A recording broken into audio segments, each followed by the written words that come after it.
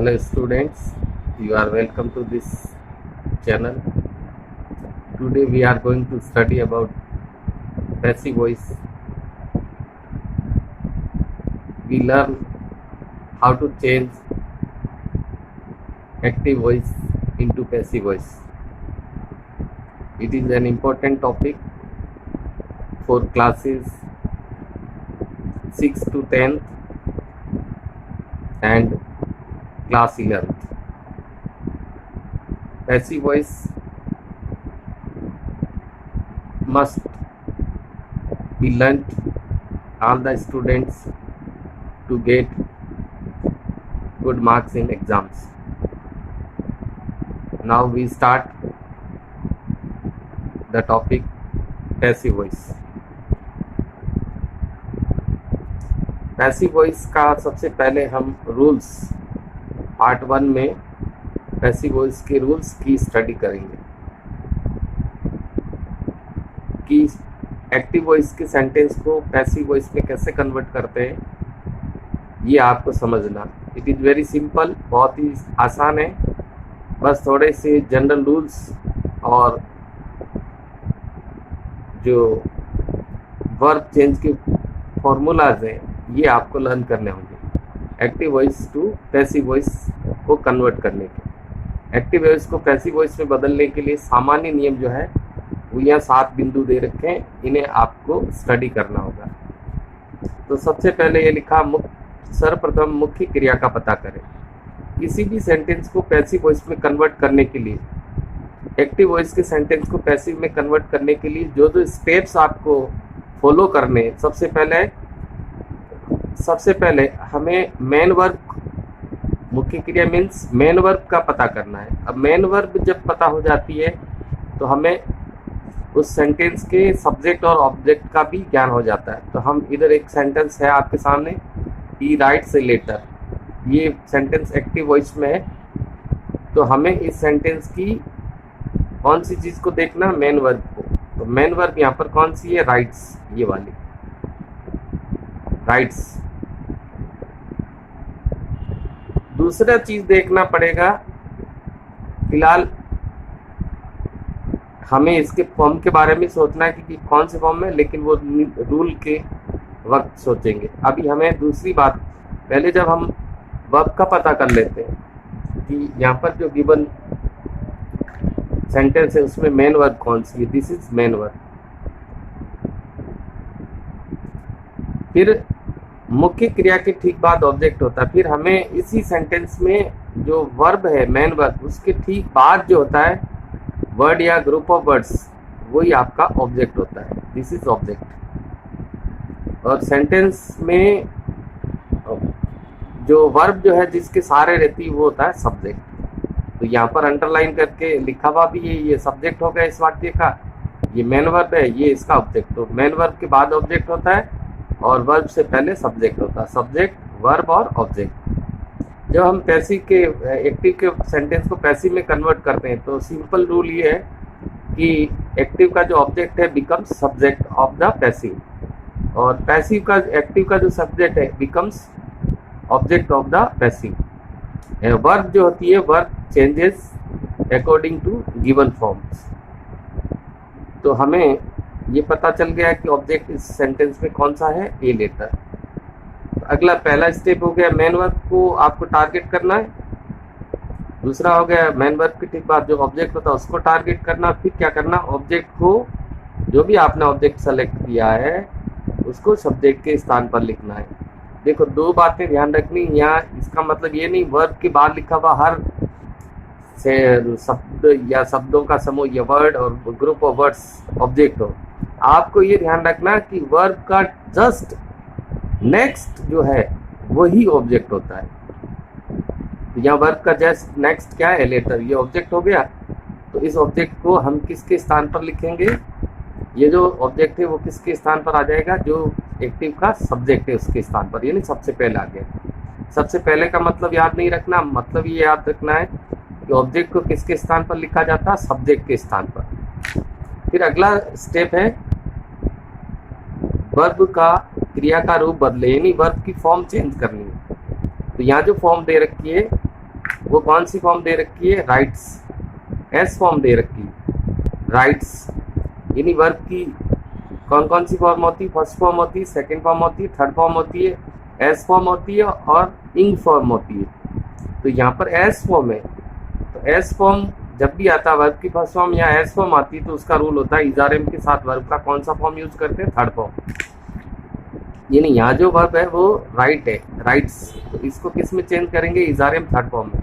तो यहाँ जो राइट्स आया उसका हो जाएगा, अपना सब्जेक्ट क्या बना, ए लेटर सिंगुलर है तो इसके साथ क्या लगेगा, सिंगुलर के साथ क्या लगेगा, इज। आर किसके साथ लगता है, प्लूरल के साथ, और एम आई के साथ लगता है। तो ये काम के नहीं है, इसमें से हेल्पिंग वर्ब कौन सी काम आएगी, इज। और राइट का कौन सा फॉर्म यूज करना, थर्ड फॉर्म। राइट का थर्ड फॉर्म होता है रिटन। तो हमारा सेंटेंस आगे बढ़ रहा है, ए लेटर इज रिटन। जब हम वर्ब चेंज कर लेते हैं तो उसका अगला स्टेप है, हमें क्या लिखना पड़ता है, इसके बाद वर्ब के ठीक बाद बाई लिखना पड़ता है, यानी बाई लिखेंगे। अपना सेंटेंस था a letter is written, a letter is written, तो उसके बाद क्या लिखना है आपको, बाई लिखना है। यानी ये जो ऑब्जेक्ट था वो सब्जेक्ट के स्थान पर आ गया, फिर इसकी वर्ब बदल दी अकॉर्डिंग टू फर्स्ट फॉर्म का रूल यही होता है, इजारेम थर्ड फॉर्म अप्लाई करेंगे। तो यहाँ पर इज थर्ड फॉर्म हो गया। उसके बाद आपको क्या यूज करना है, बाई। फिर नेक्स्ट जो स्टेप होता है उसमें सब्जेक्ट का हमें क्या लिखना पड़ता है, डूअर। तो यहाँ पर हम सब्जेक्ट की बात कर रहे हैं, यहाँ पर कौन सा सब्जेक्ट है, ही, और ही का डूअर क्या बनता है, हिम बनता है। ही का डूअर हिम बनता है। तो ये सेंटेंस अपने हो गया, a letter is written by him, a letter is written by him. हम इससे कंपेरिजन करते हैं, जो ऑब्जेक्ट था वो सब्जेक्ट बन गया, राइट्स फॉर्म थी वो इज रिटन, यानी इजारेम थर्ड फॉर्म में चेंज हो गई। सब्जेक्ट को डूअर के रूप में लिखने के लिए बाई, और फिर उसी सब्जेक्ट का डूअर लिखेंगे। यहाँ पर एक लिस्ट दे रखी है कि किस सब्जेक्ट का क्या डूअर बनता है। अगर सब्जेक्ट आई है तो उसका डूअर मी बनेगा, वी का अस, यू का यू ही रहेगा, ही का हिम बनेगा, सी का हर और दे का देम। बाकी जो होते हैं उनको आपको नहीं बदलना है। तो ये लिस्ट भी आपको लर्न कर लेनी, आई का मी, वी का अस, यू का यू ही रहेगा, ही का हिम बनेगा, सी का हर, दे का देम, और शेष नहीं बदले। और ये दोनों दिशाओं में याद रखने, दोनों दिशाओं का मतलब है आई बिकम्स ऑब्जेक्ट मी। तो मी का जब भी हमें सब्जेक्ट की जरूरत पड़ेगी तो मी किस में कन्वर्ट हो जाएगा, आई में। वी का अस होता था, अस को जब कन्वर्ट सब्जेक्ट में कन्वर्ट करेंगे तो अस को तो वी हो जाएगा, यू का यू ही रहता है। ही का ऑब्जेक्ट हिम होता है, हिम का वापस सब्जेक्ट बनाना हो तो ही होगा। सी का हर होता है तो हर का सब्जेक्ट बनाना है तो सी। दे का देम होता है, देम का सब्जेक्ट बनाना है तो दे। अदर्स जो है वो नो चेंज, तो उसमें कोई चेंज नहीं होगा। तो यहाँ पर एक एग्जांपल कंप्लीट हो गया, ही राइट्स ए लेटर। ये एक्टिव फॉर्म में था सेंटेंस, इसको हमने किस में बदल दिया, पैसिव फॉर्म में। तो पैसिव फॉर्म में क्या हो गया, जो ऑब्जेक्ट था वो सब्जेक्ट बन गया, ही राइट्स वर्ब है वो चेंज होकर के इजारेम थर्ड फॉर्म में बदल गई, और यहाँ का जो सब्जेक्ट है वो बाई डूअर के रूप में पैसिव में लिखा जाता है। तो अब हम थोड़ा सा वर्ब की जो फॉर्म्स है वो कैसे बदलते हैं उसके रूल्स स्टडी कर लेते हैं। आगे वाले जो भी पार्ट आएंगे उसमें ये रूल्स सारे काम आएंगे। तो हम यहाँ पढ़ रहे हैं क्रिया बदलने के नियम, rules for changing verbs form. यानी कि एक्टिव सेंटेंस में जो वर्ब का जो फॉर्म होगा उसी को देख करके आपको पैसिव सेंटेंस की वर्ब यूज करनी है। यदि एक्टिव सेंटेंस में वर्ब का फर्स्ट फॉर्म या एस फॉर्म है, या डू डज के साथ वर्ब की फर्स्ट फॉर्म है, ये चारों बातें याद रखनी। वर्ब की फर्स्ट फॉर्म, एस फॉर्म यानी एस या ईएस लगा हुआ हो, या डू या डज के साथ फर्स्ट फॉर्म हो, तो इन चारों के लिए कौन सा रूल लगेगा पैसिव में, इजारेम प्लस वर्ब का थर्ड फॉर्म। इजारेम प्लस वर्ब का कौन सा फॉर्म है, थर्ड फॉर्म। इसी तरह दूसरा रूल है, वर्ब का सेकंड फॉर्म होता है वो किस में बदलता है, वाज वर्ब प्लस वर्ब की थर्ड फॉर्म में। यानी कि ये भी याद रखना साथ में डिड प्लस फर्स्ट फॉर्म और सेकंड फॉर्म दोनों का रूल एक ही है, was verb plus third form. इसी तरह तीसरा नियम है, इजारेम के साथ यदि फॉर्म वर्ब की आईएनजी में है, वर्ब की फर्स्ट फॉर्म के साथ आईएनजी लगा हो तो इजारेम तो आएगा ही हेल्पिंग वर्ब, लेकिन आईएनजी फॉर्म में आपको बीइंग थर्ड फॉर्म याद रखना है। सेम रूल 4 है, वाज वर्ब के साथ वर्ब की फर्स्ट फॉर्म आईएनजी है, तो आपको वाज वर्ब तो हेल्पिंग वर्ब वही आएगी, लेकिन बीइंग थर्ड यूज करना है।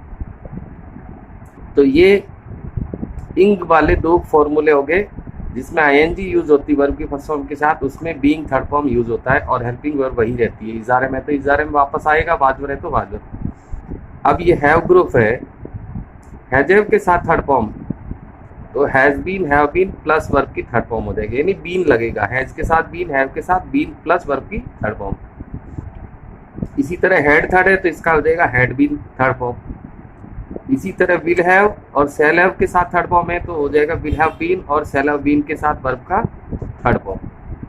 तो यहाँ पर वापस आपको ध्यान रखना है कि ये जो तीनों हैं 5, 6 और 7 ये है ग्रुप है ग्रुप बोलेंगे इसको। है कैसे? Has, have, had, will have, shall have. तो है ग्रुप में हमेशा क्या यूज करते हैं? बीन ऐड करके थर्ड फॉर्म लगेगी, बीन ऐड करके थर्ड फॉर्म, बीन ऐड करके थर्ड फॉर्म यूज करेंगे। तो ये रूल यहाँ तो आपका हो गया first form S form do does का रूल हो जाएगा इजारे में प्लस वर्ब की थर्ड फॉर्म, और सेकंड फॉर्म और डिड प्लस का फर्स्ट फॉर्म का हो जाएगा वाज वर्ब की थर्ड फॉर्म। इजारे में आईएनजी वाले ग्रुप का क्या हो जाएगा? बीइंग प्लस वर्ब की थर्ड फॉर्म। और है ग्रुप में क्या होता है? बीन ऐड हो जाता है, हैव है तो हैव बीन थर्ड हो जाएगा, हैड बीन थर्ड हो जाएगा, विल हैव शैल हैव है तो will have shall have been third हो जाएगा। इसी तरह अगर आपके सेंटेंस में मॉडल यूज हुआ है तो मॉडल के साथ वर्ब की फर्स्ट फॉर्म होती है तो वो कन्वर्ट हो जाता modal plus be plus verb की थर्ड फॉर्म में, modal plus be plus third form, यानी बी लगेगा, मॉडल के साथ बी लगेगा। यहाँ पर 3 ग्रुप बन गए। देखो ये आईएनजी वाले में बीइंग थर्ड फॉर्म यूज करते हैं, है ग्रुप में बीन थर्ड फॉर्म यूज करते हैं और मॉडल में बी थर्ड फॉर्म यूज करते हैं। और ऊपर के 2 रूल आए वो आपको अलग से याद रखना। नेक्स्ट अब हम मॉडल की बात करें तो कौन कौन से मॉडल होते हैं? मॉडल्स जो है, modals will, shall, can, may, would, should, could, might, must, ought to. यानी कि अगर आपके एक्टिव में विल आएगा तो विल मॉडल है तो वापस पैसिव में बन जाएगा will be third form, shall आएगा तो shall be third form, can आएगा तो can be third form, may आएगा तो may be third form, would है तो would be third form, should है तो should be third form, could है तो could be third form, might है तो might be third form, must है तो must be third form, ought to है तो ought to be third form. इस तरह से मॉडल जो है कन्वर्ट हो जाएगा बी थर्ड फॉर्म में। नेक्स्ट जो रूल है इम्परेटिव्स, वो वैसे पूरा टॉपिक अलग से होगा, लेकिन आपको शॉर्टकट में याद रखना है कि ऐसे सेंटेंस जिसमें सब्जेक्ट नहीं होता है वो सेंटेंस वर्ब की फर्स्ट फॉर्म से ही शुरू होते हैं। वर्ब की फर्स्ट फॉर्म प्लस ऑब्जेक्ट से शुरू होने वाले सेंटेंसेस को क्या बोलते हैं? इम्परेटिव्स। और इम्परेटिव सेंटेंस का जो फॉर्मूला होता है let plus object plus be plus third form, यानी ये एक तरह से बी थर्ड वाला फॉर्मूला ही है। वर्ब फर्स्ट प्लस ऑब्जेक्ट अगर एक्टिव सेंटेंस तो पैसिव हो जाएगा लेट हो be third, let object be और थर्ड, लेट हो बी थर्ड, इसको शॉर्ट में ऐसे याद रखना। तो ये जो थे ये रूल्स है, general rules for changing the given active voice into passive voice. एक बार वापस रिपीट कर लेते रूल्स। ये रूल्स ही आपको लर्न रखने। वर्ब की फर्स्ट फॉर्म और एस फॉर्म जो होती है वो इजारे में थर्ड फॉर्म में चेंज होता है, डू डज वाला भी सेम ही नियम है। सेकंड फॉर्म और डिड है वो was verb plus third form में चेंज होता है। इजारे में आईएनजी तो इजारे में बीइंग थर्ड यूज होगा, वाज वर्ब आईएनजी में वाज वर्ब बीइंग थर्ड होगा। ये हैव ग्रुप है, इसमें बीइंग थर्ड यूज होगा। हैज है तो has have been third, has been have been third, had third है तो had been third, will have shall have है तो will have been shell have been third, और मॉडल है तो मॉडल प्लस बी थर्ड। इसी तरह कोई सा भी मॉडल है उसमें क्या यूज करेंगे? Be third. और इम्परेटिव वर्ब की फर्स्ट फॉर्म प्लस ऑब्जेक्ट है तो उसका हो जाएगा लेट हो बी थर्ड। और वर्ब चेंजिंग रूल्स के साथ ही आपको ये स्टेप भी याद रखने के how to change any active voice sentence into passive voice. First step main verb पता करें, उसके सेकंड होता है ऑब्जेक्ट, उसको पकड़े, ऑब्जेक्ट को सब्जेक्ट के स्थान पर लिखें, फिर जो वहाँ पर सेंटेंस की जो वर्ब है उसको चेंज करें, उसके बाद आपको बाय लिखना है, और फिर जो भी एक्टिव का सब्जेक्ट है उसको डूअर के रूप में लिखना है। यहाँ पे डूअर की लिस्ट दे रखी है, इसे आप अच्छे से लर्न कर लेंगे। तो उम्मीद करता हूँ ये टॉपिक आपके बहुत ही उपयोगी होगा। आप इस टॉपिक को बार बार स्टडी करें, चैनल को सब्सक्राइब, लाइक और शेयर करें। अगले टॉपिक के साथ शीघ्र ही आपके साथ होंगे, तब तक के लिए थैंक यू।